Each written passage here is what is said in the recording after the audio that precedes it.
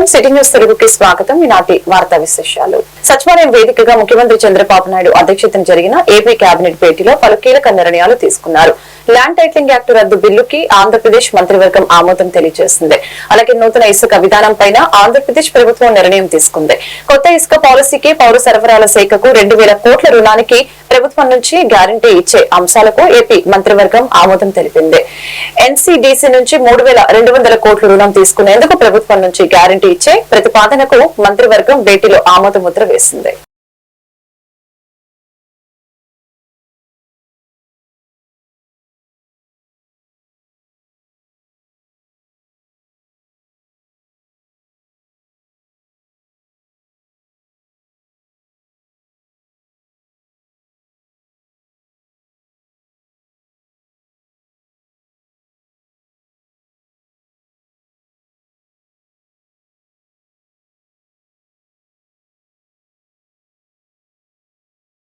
ధాన్యం సేకరణ విషయంలో గత ప్రభుత్వ విధానం వలన రైతులు ఇబ్బందులు పడ్డారని మంత్రి పార్థ సారథి వెల్లడించారు.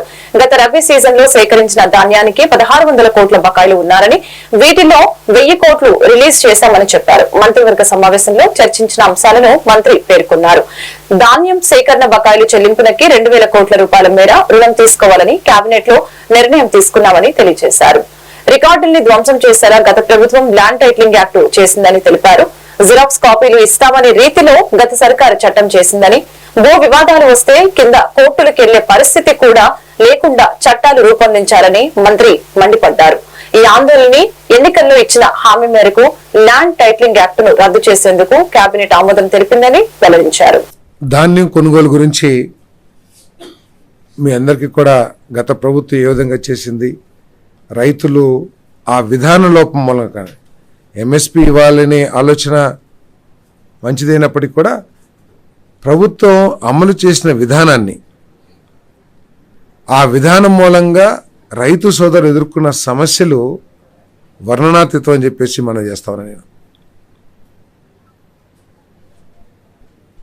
ఒక మండలంలో పండించిన ధాన్యాన్ని ఎక్కడో సుదూరమైన మండలంలో మిల్స్కి ట్యాగ్ చేయటం,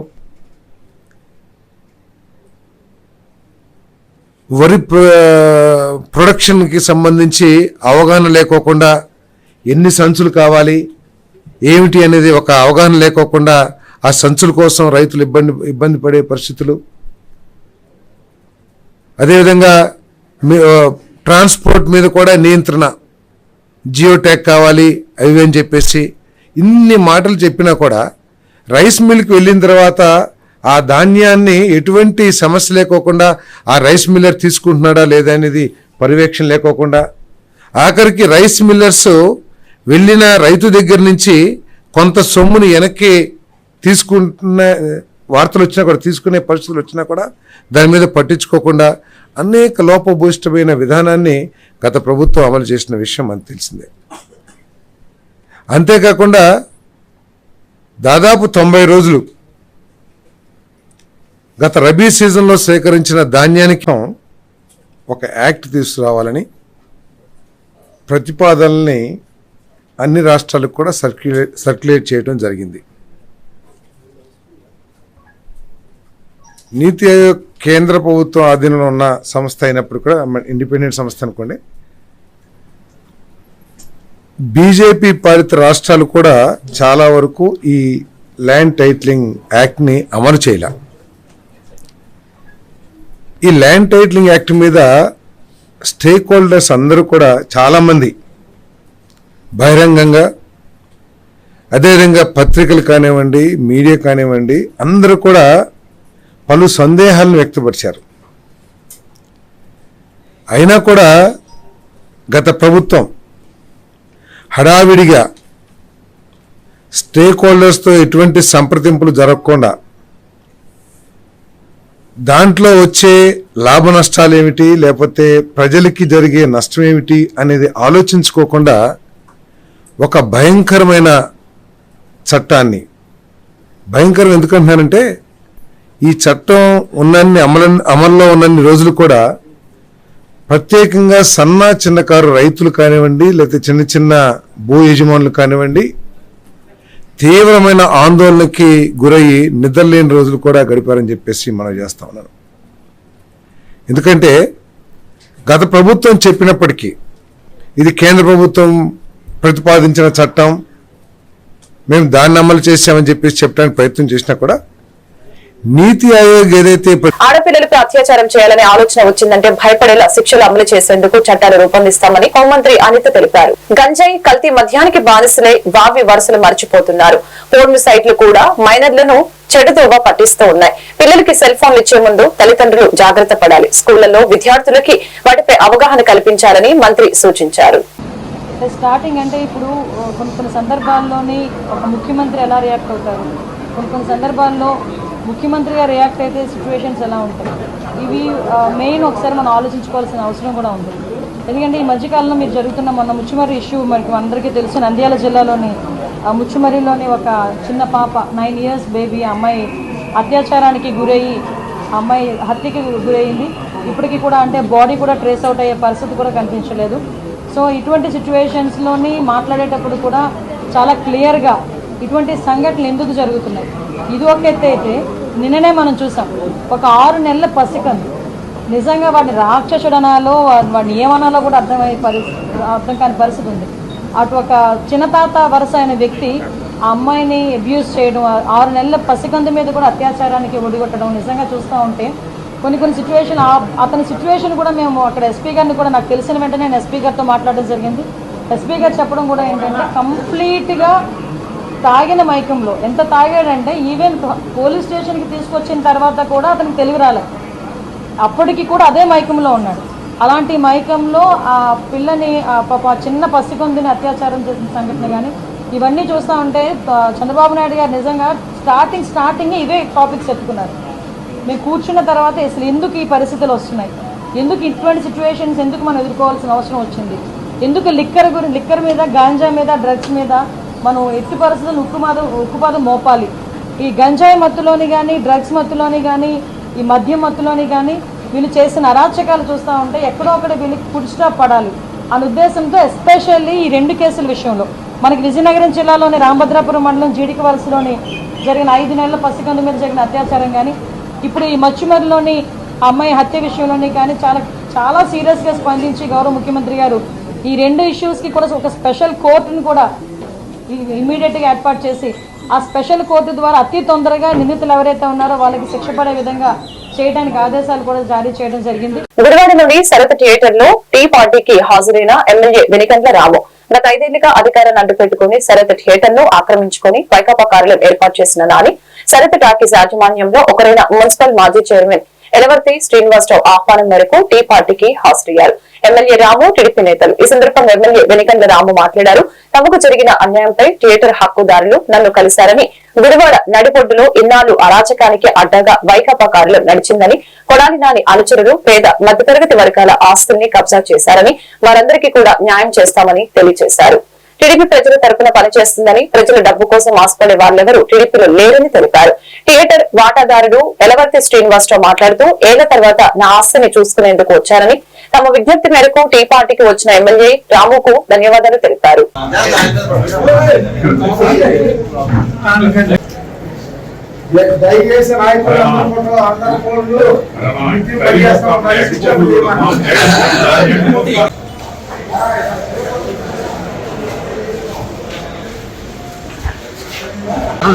చూడమను రాజు గారు ఎక్కడ సార్? రాజు సార్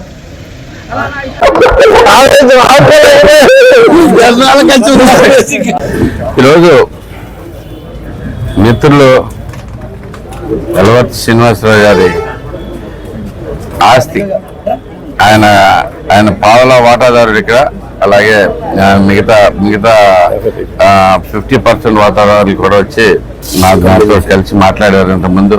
ఇది అనవసరమైన ఆక్రమణలో ఉంది అది అని గట్టిగా. ఈరోజు వచ్చి ఎలవర్తి గారు ఆయనకు కావాల్సి ఆయన ఆస్తిలోకి ఆయన వచ్చి ఆయన టేక్ ఓవర్ చేసుకున్నారు ఇప్పుడు దాకా.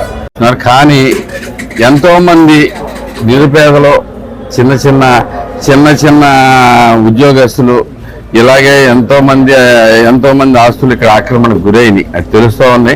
ఒక్కొక్క దాన్ని బయటికి తీస్తూ ఉన్నాం. ఇప్పుడు ఎవరైనా కానీ ఇప్పటికి కొన్ని ఆల్రెడీ తీసుకుని వచ్చాం. మొన్న 9 ఎకరాలు రిలీజ్ చేయడం జరిగింది. గవర్నమెంట్ రాగానే ప్రజల ఆస్తి ప్రజలకు పంచడం జరిగింది.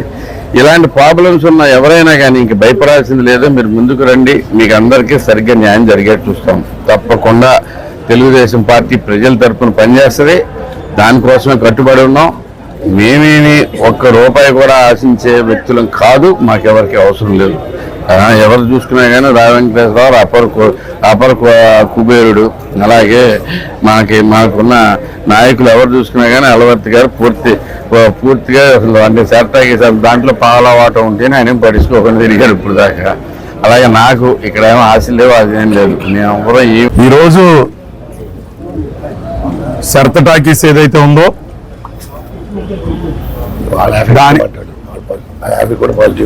దాని ఓనర్ నేను.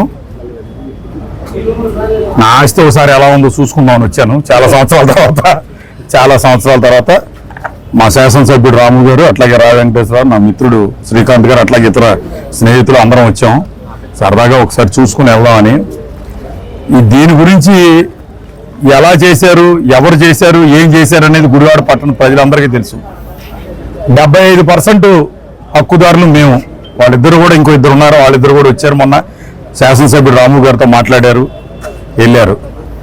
ఏదో కానీ భగవంతుడు పైనుంచి అన్ని చూస్తూ ఉంటాడు. అది మాత్రం ప్రతివాడు గుర్తుపెట్టుకోవాలి. తింటాకి ఉంది, మనకి ఉంటాకు ఉంది. తల్లి తండ్రి సక్రమంగా పెంచారు, శుభ్రంగా ఉన్నాం. మరి మాకు తెలిసినంత వరకు మా తల్లిదండ్రులు లేకపోతే చనిపోయిన మా తండ్రి గారు మాకు ఒకటే చెప్పాడు, ఎవరి సొమ్ము ఒక్క రూపాయి కూడా తీసుకోవద్దు. అందరికీ నమస్కారం.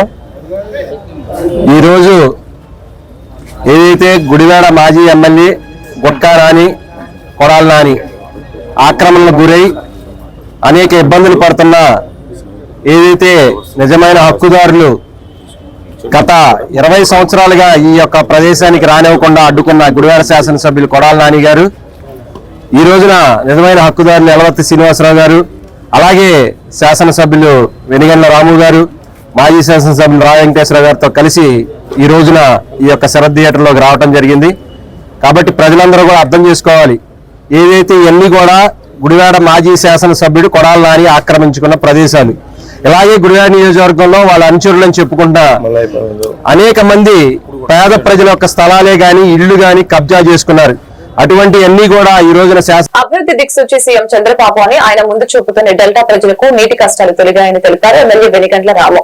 గుడివాడ ఛానల్ వద్ద గోదావరి నీటికి హారతులిచ్చి పూజలు చేశారు.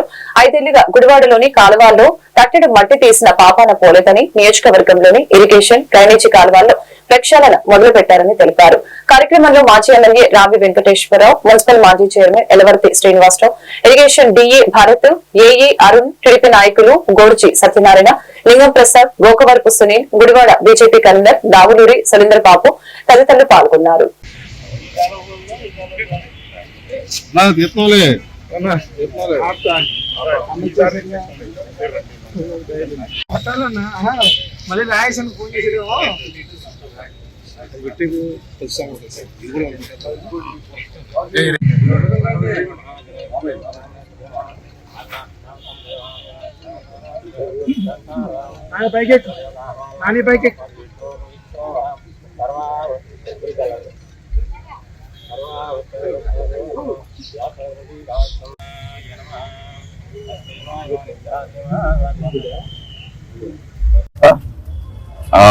చంద్రబాబు నాయుడు గారి ముందు చూపు ఎంత గొప్పగా పనిచేస్తుందంటే తార్కాణం ద్వారా ఈరోజు మనకి ఇక్కడ 400 క్యూసెక్ నీళ్లు మనకి పథకాల కింద మన గుడివాడ వదలటం జరిగింది.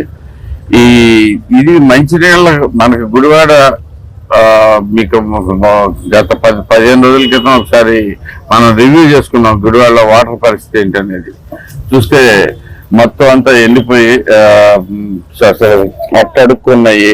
ఈ మధ్య కాలంలోనే మనం 2 రోజులకి ఒకసారి వాటర్ ఇవ్వటం కూడా మనం స్టార్ట్ చేయాల్సి వచ్చింది మన గుడివాడలో.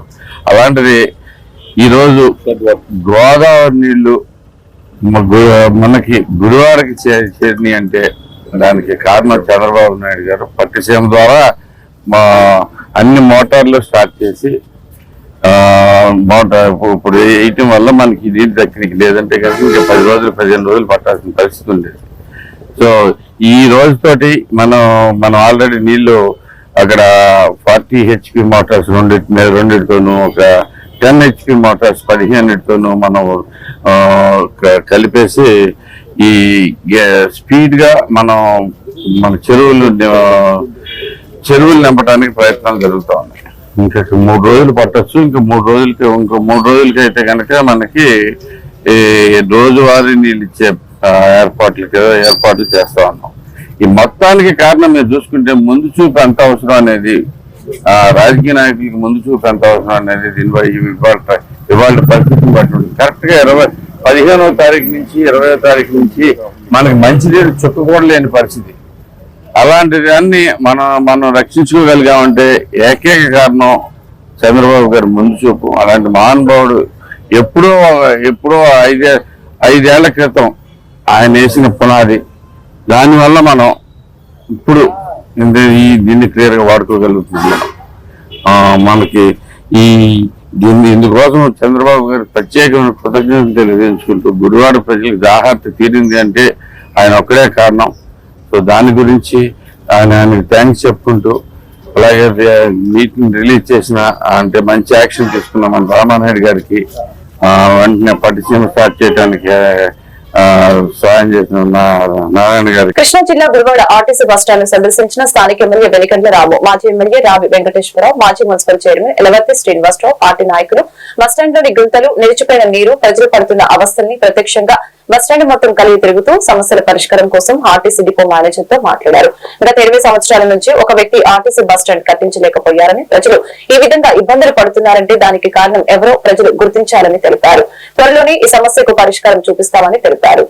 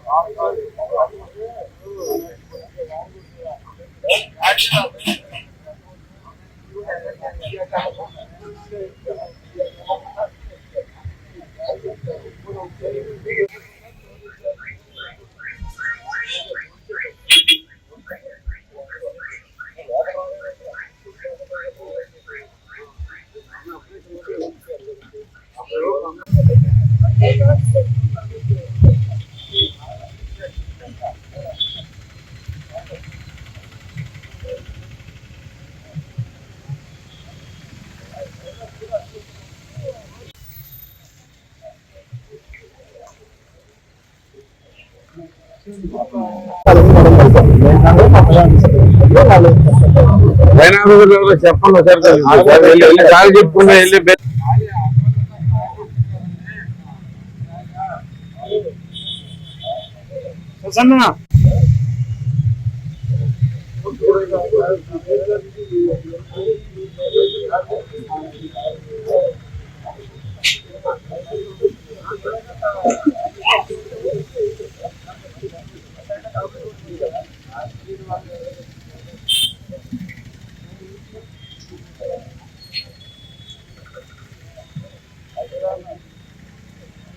కృష్ణా జిల్లా పెడన నియోజకవర్గం పెడన పట్టణ మాజీ బీసీ కార్పొరేషన్ చైర్మన్ బొడ్డు వేణుగోపాలరావు మాజీ మంత్రి జోగి రమేష్ తో అంటకాగారు అన్న విమర్శలపై వైసీపీ నేతలు చేసిన ఆరోపణలకి కట్టుబడి ఉండాలని, బహిరంగ చర్చకు సిద్దమేనని టీడీపీ నాయకుడు పెడన మున్సిపల్ చైర్పర్సన్ కటకం నాగకుమారి భర్త కటకం ప్రసాద్ కు సవాల్ విసిరారు. గత మున్సిపల్ ఎన్నికలకు వైసీపీ కౌన్సిలర్లు ఎన్నికల అధికారులకు ఇచ్చిన అఫిడవిట్ లోని ఆస్తులకి అవినీతికి పాల్పడి కూడగట్టిన ఆస్తులపై బహిరంగ చర్చకు సిద్దమేనా అని తెలిపారు. బొడ్డు వేణుగోపాలరావు అవినీతి పరుడని అన్నారు కదా, మీరు నిరూపించడానికి సిద్ధంగా ఉండండి. అధికారులతో రివ్యూ మీటింగ్ పెట్టకూడదా? అధికారులని బెదిరించారని మీరు చెప్పడం విడ్డూరంగా ఉంది. అధికారుల్ని బెదిరించేది మీ వైసీపీ నాయకులేనని అన్నారు. ఆ సంస్కృతి మా టీడీపీకి లేదని తెలిపారు. మున్సిపల్ ఆఫీస్ లో కటకం ప్రసాద్ గారు మరి కొంతమంది కౌన్సిలర్స్ మా పార్టీ నాయకుల్ని మమ్మల్ని విమర్శిస్తూ దానికి ఖండనగా ఈరోజు మేము కటకం ప్రసాద్ అనుకోకి వివరణ ఇస్తున్నాం.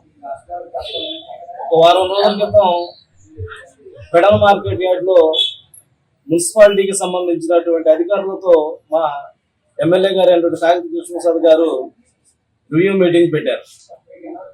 ఈ రివ్యూ మీటింగ్ లో మున్సిపాలిటీలో జరిగినటువంటి అవకతవకలు, దోపిడీలు, వాటి గురించి అధికారుల్ని మేము, మా వేణుగోపాలరావు గారు కానీ, ఇన్ఛార్జిగా ఉన్నటువంటి మేము కానీ, మా ఎమ్మెల్యే గారు కానీ కొంతమందిని వాళ్ళని ఖండించి అడగడం జరిగింది. మున్సిపాలిటీలో జరుగుతున్న విషయాలు ఏంటి, ఇంతవరకు ఏ నిధులు వచ్చినాయి, మీరు ఎలా ఖర్చు పెట్టారు, ఎలా దోపిడీ చేశారు అన్న దాని మీద ఎవరు మీరు లేనిపోయిన నిందలన్నీ మా నాయకుల మీద, వేణుగారి మీద, నాయకుల మీద, మా మీద నిందలు వేస్తే కనుక మీకు సరైన గుణపాఠం చెప్తాము. రాబోయే రోజుల్లో మీరు ప్రజలకు అనుకూలంగా, ప్రజానుకూలంగా పాలన చేస్తే మా ఎమ్మెల్యే గారు, మా నాయకులు మీకు అండగా ఉంటారు. ఈ మీకు అండగా కాదు, ప్రజాక్షేమం కోసం మా నాయకులు. చైర్మన్ ఛాంబర్ లో కటకం ప్రసాద్ అనుకో కటకం ప్రసాద్ అనుకో మీటింగ్ ప్రెస్ మీట్ పెట్టి గత వారం మార్కెట్ యార్డ్ లో రివ్యూ మీటింగ్ కి వచ్చినటువంటి మున్సిపల్ సిబ్బందితో రివ్యూ మీటింగ్ పెట్టడం జరిగింది. ఆ రివ్యూ మీటింగ్ లో గత 5 సంవత్సరాల్లో ఏవైతే తప్పులు జరిగినాయో మీ దగ్గర ఉన్నటువంటి రికార్డ్స్ ని తీసుకురమ్మని చెప్పి పెడమ శాసనసభ్యులు గౌరవనీయులు కాగిత కృష్ణప్రసాద్ గారు ఆదేశించారు. అలాగే మున్సిపల్ ఒక కౌన్సిలర్ ఇంట్లో వాపుతున్నాడు. ఎలాగంటే ఇన్ఛార్జీలు అంటా చెప్తుంది చేయాలని ఎమ్మెల్యే గారు ఏదో చెప్పారో, మీరు చెప్పిన మేము చేయాలా అని చెప్తున్నాడు. ఎమ్మెల్యే గారు ఏం చెప్పారంటే, కమిషనర్ గా ఉన్న స్థానికులుగా అక్కడ ఉన్న అధికారులకి మా ఇన్ఛార్జ్లు గత 23 కౌన్సిలర్లు ఉంటే ఈ 3.5 సంవత్సరాల్లో చేసింది ఏమీ లేదు. ఏమైనా దృష్టి వచ్చినా మా ఇన్ఛార్జ్ ఉన్నారు కాబట్టి వారి ప్రజా సమస్యలు తీసుకొస్తారండి, మీరు దగ్గరుండి ఆ సమస్యలు పరిష్కరించండి, ఏమైనా ఉంటే ఇబ్బందికరమైన ఉంటే మాకు చెప్తే మేము కూడా సమస్యలు పరిష్కరిస్తామని చెప్పారు తప్ప మా స్వార్థం కోసమో లేకపోతే ఇంకో మెప్పు కోసం మేము అడగలేదు. మేము ఇన్ఛార్జ్ లేకుండా గత 3 సంవత్సరాలు ఇది ఏమైనా అడుగుతున్నాం. మేము ఏమీ అవ్వలేదు.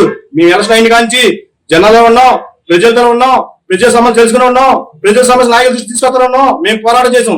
మమ్మల్ని పోరాటం చేస్తే మీరేం చేశారంటే పోలీసుల వ్యవస్థ అడ్డం పెట్టుకుని మా మీద అనేక తప్పుడు కేసులు, అనేక రకాలుగా ఇబ్బందులు పెట్టింది మీరు కాదా? మీరు చేసింది ఏంటయ్యా? వాళ్ళ దమ్ము చేతనైతే వాళ్ళ పెద్ద వర్షం వస్తే పెడన ఈ రకంగా ఈ డ్రైనేజీ గాని, ఈ మురుగు పరిస్థితి గాని మీరు ఏమన్నాయా? ₹1 కోటి నొక్కేసి పనికిరాని వాళ్ళ పేరు లేని వాళ్ళని పెట్టి అడ్డం పెట్టుకుని జీతాలు చరిత్ర మీది కదా? జోగిరి మీద చెప్పులు మోసి వంటలో తీసుకుని కానీ వెనక తిరిగి జీతాలు నెలకు ₹20,000 ఈ వార్తలు ఇంతటితో సమాప్తం. మరొక బిల్టన్ మళ్ళీ కలుగుతాం. నమస్కారం.